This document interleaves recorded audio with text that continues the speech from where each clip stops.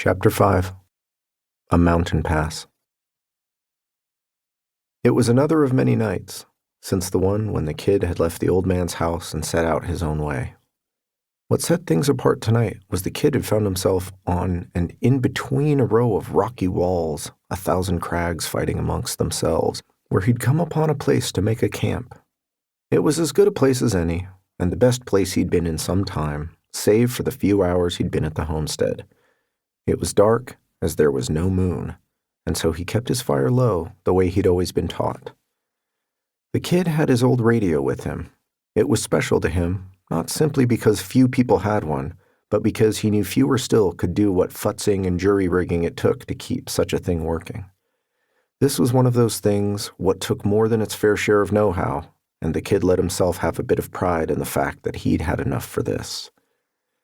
At this moment, though, it seemed the share he had weren't quite enough, as all it let him hear was static, even when he made those small adjustments he'd taught himself after he'd first learned what others could teach.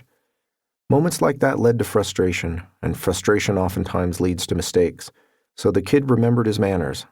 Manners he'd been taught even when it was just him, since it was good to treat oneself well, as he'd heard said, and moved the dial oh so slowly to try and find more than the hisses and pops it offered now. A good thing that the kid remembered those manners, fought the frustration, and moved cautiously from nothing to a crackle, then back to nothing again, because in one of the nothings he heard a noise, not from the radio, but from somewhere else. Somewhere close by enough that he could hear it, which meant that somewhere close by could hear him too. The kid moved quick. Not as quick as the old man had moved when they'd first met, but the kid thought maybe that might have been a trick, or maybe the kid looked away, or maybe there was a score other reasons. The kid could move quick enough, and as fast as another man would have to stop and think of what to do. The radio was already off and the fire already out, kicked over with dirt from the mound the kid was always taught to keep nearby for moments such as this.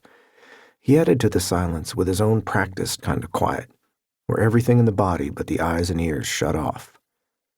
That meant the kid ignored the smell of the burnt embers and the taste of what little he'd had to eat left on his tongue, but he did remember hearing some time back that everything was in fact